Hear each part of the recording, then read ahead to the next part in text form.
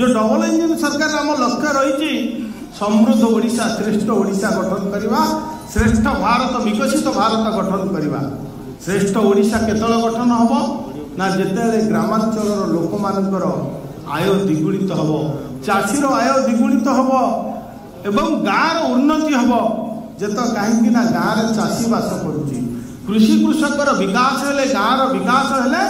ताहले भारत बा राज्यर विकास हम कहीं होती आमर अन्नदाता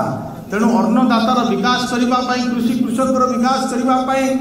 आज राज्य एवं केंद्र सरकार मिलित भाव में काम करुँच। आज आपण मान देखुंट जो कृषि अभियान यात्रा चली केन्द्र में आज वैज्ञानिक माने गाँव में पहुँचुंट जमी में पहुँचुंट जमीर मान निरूपण करने किपरि भाव में फसल द्विगुणित हो पार अधिक अधिक उत्पादन हो पार से क्षेत्र में प्रशिक्षण दि जाऊँगी।